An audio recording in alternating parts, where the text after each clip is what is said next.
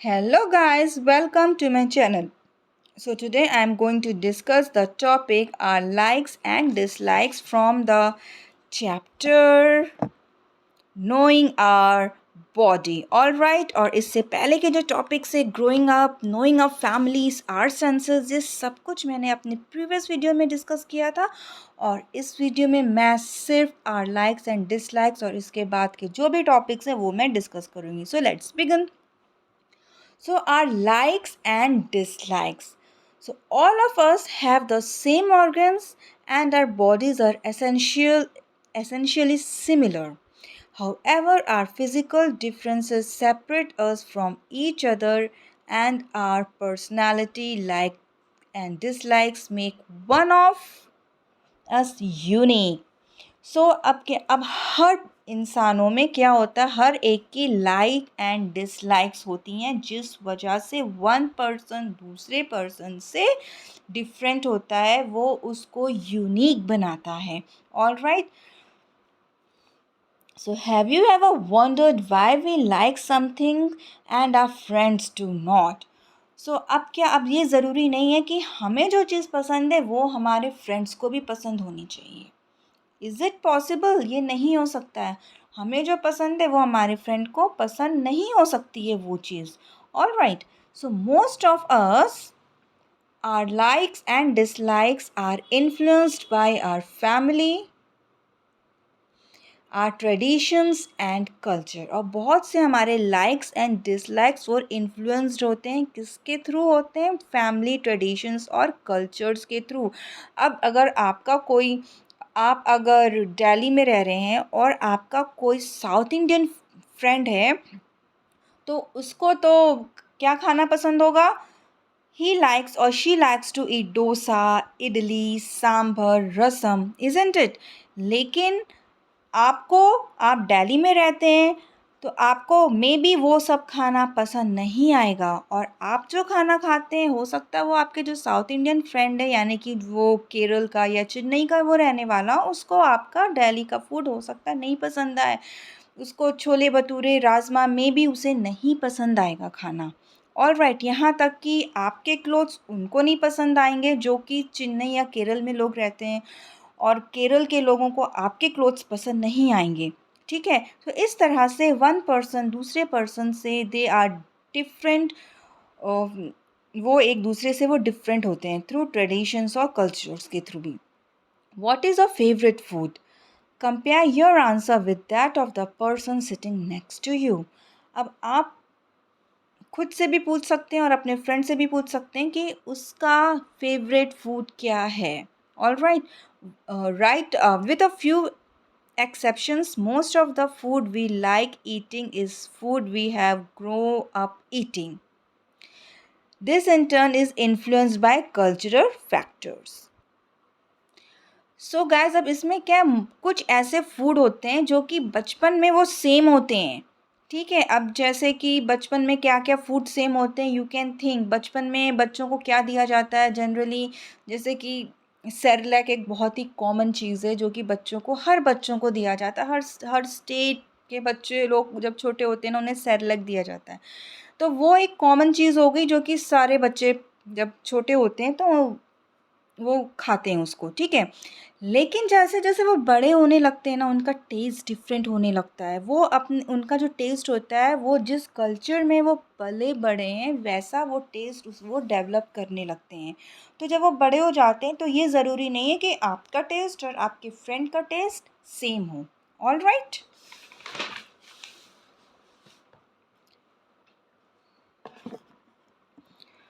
Now, for example, Tamils will usually have idli as their favorite food. A Punjabi is more likely to choose parathas, and a Bengali may like rice and fish. So, अब क्या है, Tamils जो है usually उन्हें क्या पसंद होता है खाना? इडली खाना पसंद होता है. और उसके बाद पंजाबीज़ को क्या खाना पसंद होता है? पराठास एंड बंगालीज़ को क्या खाना पसंद होता है? Rice and fish.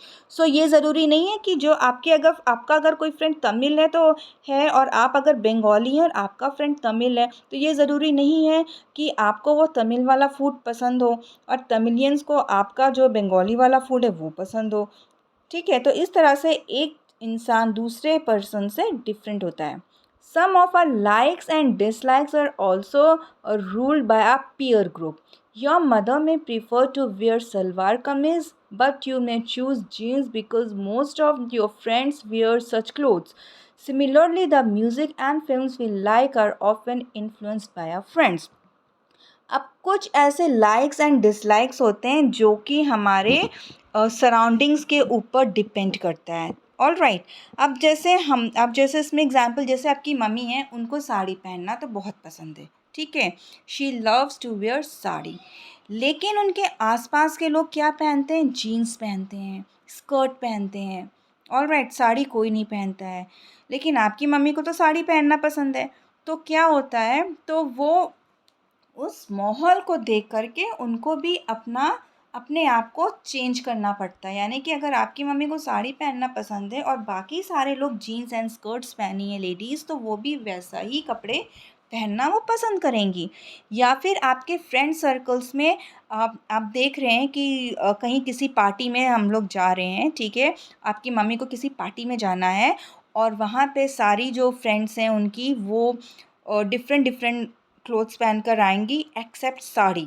ठीक है, तो आपकी मम्मा भी साड़ी पहन के नहीं जाएंगी वहाँ पे वो आपके जो फ्रेंड जिस तरीके का, जिस स्टाइल का वो कपड़े पहनेंगी, तो वो भी वैसा ही पहन के जाएंगी। तो इस तरीके से जो होता है, कभी कभी लाइक्स एंड डिसलाइक्स जो होती हैं वो हमारे पीयर ग्रुप या फ्रेंड्स के ऊपर डिपेंड होता है। और बहुत बार क्या होता है, म्यूज़िक एंड फिल्म्स, अगर आपने अपने फ्रेंड को कोई म्यूज़िक गुनगुनाते हुए सुना, तो नेचुरली आप भी चाहोगे कि हम भी ये वाली म्यूज़िक सुने या इस म्यूज़िक वाली हम फिल्म देखें, इज़न्ट इट? तो कुछ चीज़ें होती हैं वो हमारे फ्रेंड्स पे भी डिपेंडेंट होती हैं। सो however, our biggest influence remains our family. We learn from our family likes and dislikes. While some of these are taught, the others are learned from observations and exposure. अब जो main जो होता है, हमारे जो likes and dislikes होते हैं वो हमारी फैमिली पे डिपेंड होता है, क्योंकि हम ज़्यादा टाइम अपनी फैमिली के साथ बिताते हैं। ऑल राइट, तो बहुत सी चीज़ें क्या होती हैं, हमें फैमिली से सीखनी पड़ती है, हमें पेरेंट्स हमको सिखाते हैं। और बहुत सी ऐसी चीज़ें होती हैं जो वो हमें नहीं सिखाते, लेकिन हम उन्हें ऑब्ज़र्व करके सीखते हैं। ठीक है, हर चीज़ वो नहीं सिखा सकते हैं, लेकिन हम उनको ऑब्ज़र्व करके हम उन चीज़ों को सीख सकते हैं। Is that fine? Now next topic is people with disabilities. So what do you mean by disabilities? So disabilities क्या होता है, जैसे कि कोई ऑर्गन का नहीं होना आपकी बॉडी में, या वो प्रॉपर तरीके से फंक्शन नहीं कर रहे हैं, तो ऐसे पीपल को हम बोलते हैं डिसएबिलिटीज़। ठीक है, पीपल विद डिसएबिलिटीज़, तो ऐसे पीपल को हम क्या बोलेंगे? पीपल विद डिसएबिलिटीज़, या डिसेबल पीपल हैं वो। All right, so as we know, our organs are essential for our bodies to function properly, but sometimes in some people, certain organs may not function properly.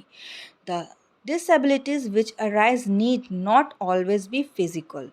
Some disabilities affect our mental and emotional abilities. All right.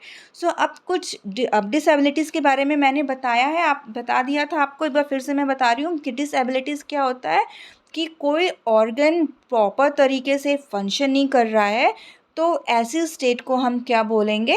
Disabled people, वो people हो जाते हैं disabled people. ठीक है, तो डिसएबिलिटीज़ जो होते हैं, ज़रूरी नहीं कि आपकी फिज़िकली आप डिसेबल हैं, यानी कि आप देख नहीं पा रहे हैं, या आप बोल नहीं पा रहे हैं, या आप चल नहीं पा रहे हैं। इसके अलावा भी मेंटल एंड इमोशनल डिसएबिलिटीज़ भी होती हैं। ऑल राइट, मेंटल में क्या होता है, लोग एबनॉर्मल जैसा बिहेव करने लगते हैं। उनके ऑर्गन्स होते हैं सारे, लेकिन उनका जो ब्रेन होता है ना, वो एकदम स्मॉल होता है। अगर वो बड़े भी हो जाते हैं ना, तो भी वो जो सोचते हैं, उनकी जो थिंकिंग होती है ना वो बच्चों जैसी होती है, उनका जो बिहेवियर होता है ना, कुछ लोगों का बिहेवियर होता है वो बच्चों जैसा होता है। तो ऐसे में हम बोल सकते हैं they are mentally and emotionally disabled people. Alright, at times both physical and mental disabilities में बी अफेक्टेड। और कभी कभी क्या होता है फिजिकल एंड मेंटल दोनों किसी पर्सन को हो जाता है। Alright, now some peoples may be born with the disabilities or may develop them later in life due to a disease, an accident or some other reasons. तो जो disabled people होते हैं वो या तो उनकी पैदाइशी होती है, जब वो पैदा होते हैं तब से ही वो अपने अंदर डिसेबिलिटीज़ लेके पैदा होते हैं, या फिर कुछ केसेस में क्या होता है ड्यू टू सर्टेन डिजीजेज या एक्सीडेंट्स के कारण वो डिसेबल हो जाते हैं। ठीक है, एक्सीडेंट के कारण पैर टूट जाता है, उनका पैर काटना पड़ता है तो वो डिसेबल्ड हो गए। हाथ खराब हो गया, हाथ काटना पड़ा, हाथ प्रॉपर नहीं वर्क कर रहा है तो वो डिसेबल्ड हो गए पर्सन। या कोई डिजीज़ हो गई बॉडी में तो वो पार्ट को काटना पड़ रहा है, इजंट इट। तो इस वजह से भी जो है डिसेबल बाद में भी हो सकते हैं। These people are known as person with disabilities. तो ऐसे पर्सन को हम क्या बोलेंगे, डिसएबिलिटीज़, यानी कि या तो बाय बर्थ जो होते हैं डिसेबल होते हैं पीपल, या फिर बर्थ के बाद ड्यू टू सम डिजीज़ेज और एक्सीडेंट की वजह से भी जो हैं पीपल वो डिसेबल हो जाते हैं। However, having a disability does not mean weakness or any sort. Many people with disabilities have proved themselves to be even more intelligent and successful than people without a disability. सो कभी कभी क्या होता है naturally लोग क्या सोचते हैं disabled people है यानी कि ही इज़ वेरी वीक, इसके पास दिमाग नहीं है, ही और शी कांट डू एनीथिंग, ऐसे लोग सोचते हैं ना। बट दिस इज़ रॉन्ग, ऐसा नहीं है। कुछ ऐसे डिसेबल्ड पीपल भी हैं जो कि बहुत फेमस हैं, जो इतने इंटेलिजेंट, कुछ ऐसे हैं जो कि बहुत बहुत इंटेलिजेंट हैं, जो कि नॉर्मल पीपल से भी ज़्यादा वो इंटेलिजेंट हैं, या वो इतने फेमस हैं, इतने अच्छे डांसर्स हैं, या इतने अच्छे सिंगर्स हैं, या इतने अच्छे एथलेटिक्स भी हैं। तो ऐसे कुछ हैं famous persons in the world, कुछ हैं ऐसे फेमस पर्सन्स। तो हम ये नहीं कह सकते हैं कि अगर जो डिसेबल्ड पर्सन है ही कांट डू या शी कांट डू एनीथिंग, उनको गॉड कोई ना कोई ऐसा गिफ्ट ज़रूर देते हैं कि वो नॉर्मल लोगों से भी ज़्यादा अच्छा परफॉर्म कर सकें। सो अब यहाँ पर एक एग्जाम्पल दे रखा है एक ऐसे पर्सन का जो कि बहुत ही ग्रेट साइंटिस्ट है, बहुत ही रिनाउंड साइंटिस्ट है। उनका क्या नाम है, Stephen Hawking. So renowned physicist Stephen Hawking and had motor neuron disease, yet he was one of the most intelligent people in the world. तो ऐसे ही एक फिजिसिस्ट है स्टीफन हॉकिंग, इनको क्या डिसऑर्डर था, मोटर न्यूरॉन डिजीज़ था। ठीक है, इनको क्या था, ये चल फिर नहीं पाते थे, बट इनका जो ब्रेन है ना वो बहुत ही मतलब बहुत ही वेल डेवलप्ड ब्रेन था इनका, और ये जो नॉर्मल लोगों से भी ज़्यादा इंटेलिजेंट थे। Ludwig van Beethoven was blind, but this did not stop him from being one of the world greatest musician। और एक वर्ल्ड ग्रेटेस्ट म्यूजिशियन है, कौन है, लुडविग वैन बिथोवेन। ये कौन थे, ये ब्लाइंड थे, लेकिन ये इनकी जो ब्लाइंडनेस है वो इनके टैलेंट को रोक नहीं सकी। ऑलराइट, तो ये बहुत ही वर्ल्ड के ग्रेटेस्ट म्यूजिशियन ठहरे। So Helen Keller was blind, deaf, and could not speak at all. Despite all this, she became a great scholar and developed her life looking for people with disabilities. अब एक और हैं lady जिनका नाम है Helen कैनर। वो पूरी तरह से ब्लाइंड और डेफ थी, वो बोल नहीं पाती थी, लेकिन इसके बाद भी वो बहुत बड़ी ग्रेट स्कॉलर बनी और वो ऐसे पीपल की देखभाल करने लगी। Alright, Helen Keller studied using Braille. और हेलन केलर कैसे इतनी ग्रेट स्कॉलर बनी, उनको तो पढ़ना नहीं आता था, लिखना नहीं आता था, फिर वो कैसे इतना ज़्यादा पढ़ लिख लें। उन्होंने किस टेक्निक से पढ़ा, ब्रेल टेक्निक से पढ़ा। तो ब्रेल क्या होती है? We know that braille is a system of printing for blind people in which the letters of the alphabet and the numbers are printed as raised dots that can be read by touching them. अब braille script क्या होती हैं या Braille alphabets क्या होते हैं? तो ये जो होते हैं नंबर्स होते हैं और अल्फ़ाबेट जो होते हैं ये किस फॉर्म में होते हैं? डॉट्स के फॉर्म में होते हैं, रेज्ड डॉट्स के फॉर्म में होते हैं। वो उस डॉट को टच करके पता लगाते हैं। आप यहाँ पे पिक्चर देख सकते हैं, you can see this picture. आप यहाँ पे आप देखिए, यहाँ पे अल्फ़ाबेट दे रखा है। A means 1 dot, B means 2 dot, C means ऊपर 2 डॉट्स आ गया एंड डी मीन्स इस तरह से डॉट आ गया है। अब इसमें रेज डॉट्स दिया है। रेज डॉट्स मतलब जो डॉट्स होते हैं ना वो उभरे हुए होते हैं।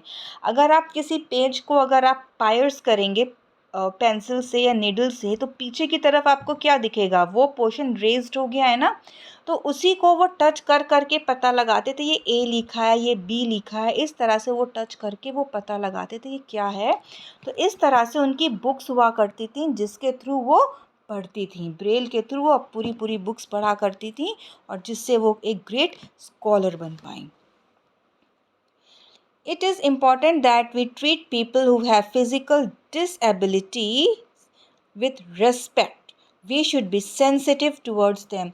तो हम लोग की क्या रिस्पॉन्सिबिलिटी है कि अगर हम लोग कहीं पे ऐसे फिज़िकल डिसेबल्ड पीपल देखें तो हमें उनकी रिस्पेक्ट करनी चाहिए, ना कि हमें उनको डीमोटिवेट करना चाहिए, ना तो हमें उनके ऊपर हंसना चाहिए। हमें उनकी रिस्पेक्ट करनी चाहिए और अच्छे से बिहेव करना चाहिए उनके साथ। All right, so we should be sensitive towards them. We should make them feel like they are a part of the group when we are with our friends. अब अगर हमारे फ्रेंड्स के बीच में कोई ऐसा पर्सन आ जाता है तो हमें उन्हें अवॉइड नहीं करना चाहिए, हमें उनसे भी बात करना चाहिए ताकि उनको ये फील ना हो कि मैं इन लोगों से अलग हूँ। ऑल राइट, अगर आप कहीं जा रहे हैं, आप ट्रेन में हो, बस में हो, मेट्रो में हो, ऑल राइट, और आप बैठे हुए हैं और कोई ऐसा पीपल आ गया आपके सामने, आप क्या करेंगे? आप उन्हें खड़े रहने देंगे? No, this is very wrong. आप क्या करेंगे? आप उनको प्लेस दीजिए बैठने के लिए कि प्लीज़ आप बैठ जाइए यहाँ पे, आप यहाँ मेरी प्लेस पे बैठ जाइए। तो you should respect them. The government has also provided certain facilities to help people with disabilities. Now days क्या हुआ, गवर्नमेंट भी ऐसे लोगों के लिए बहुत फैसिलिटीज़ प्रोवाइड करी हैं कि ऐसे लोगों को कहीं पे भी जाने में प्रॉब्लम ना हो। Many colleges and educational centres have special facilities to help them. और बहुत सारे ऐसे कॉलेजेस एंड एजुकेशनल सेंटर्स बने हैं जो ऐसे लोगों की हेल्प कर सके। स्कूल्स खुले हैं ऐसे लोगों को पढ़ा सकें ताकि सबको एजुकेशन मिल सके। All right, and Doordarshan, the national television channel, telecasts special news bulletins in sign language for people who cannot hear. अब एक टीवी चैनल है दूरदर्शन।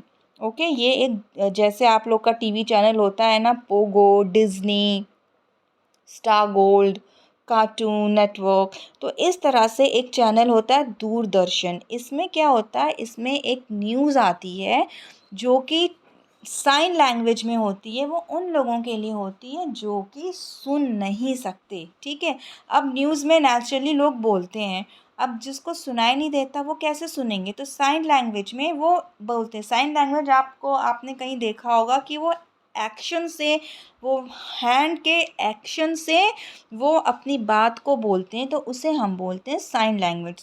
तो उसको वो समझते हैं कि वो क्या कह रहा है, साइन लैंग्वेज को वो रीड करते हैं और फिर वो समझ में आता है कि सामने वाला क्या कह रहा है। There are ramps in public places for those who use wheelchairs. अब जो लोग व्हील चेयर, अब जैसे कहीं मॉल वगैरह में आप जा रहे हैं, अब कोई व्हीलचेयर में है, अब वो कैसे जाएगा? अब वो एक्सीलेटर पे कैसे जाएगा? तो बहुत प्रॉब्लम हो जाएगा उसके लिए। लिफ्ट नहीं है, एक्सीलेटर है, वो कैसे जाएगा? प्रॉब्लम हो जाएगा। तो गवर्नमेंट क्या प्रोवाइड करे, बहुत सारे मॉल्स में क्या होता है, रैम्स होता है। रैम्स मीन्स स्लोप सा बना रहता है जिसमें कि ईज़िली व्हीलचेयर ऊपर और नीचे आ सकती है। उसमें स्टेयर्स नहीं होता है, उसमें सिर्फ स्लोप होता है। ठीक है, तो इस तरह से गवर्नमेंट पब्लिक प्लेसेस में ऐसे ऐसे रैम्स बना देती हैं जहाँ पे जो व्हील चेयर का यूज़ करते हैं वो भी ऊपर जा सकते हैं और नीचे उतर सकते हैं। People with disabilities are neither incapable nor weak. तो जो डिसेबल्ड पीपल होते हैं वो ना ही तो वीक होते हैं और ऐसा भी नहीं है कि वो कुछ नहीं कर सकते। They need our encouragement. उन्हें बस किस चीज़ की ज़रूरत होती है? एनकरेजमेंट की ज़रूरत होती है। और एनकरेज कौन करेगा? हम लोग जैसे लोग उन लोग को एनकरेज करेंगे। We should treat them as we would treat any other person and be careful not to hurt them. और हम लोग को उनके साथ वैसे ही ट्रीट करना है जैसे कि हम नॉर्मल पर्सन के साथ ट्रीट करते हैं और उन्हें कभी भी हर्ट नहीं पहुंचाना है। So guys, thanks for watching my video. So in this way today I have finished the topic knowing our body. Alright. So guys, if you are the new viewer, so please don't forget to like, share and subscribe my channel. Until then, bye bye and God bless you.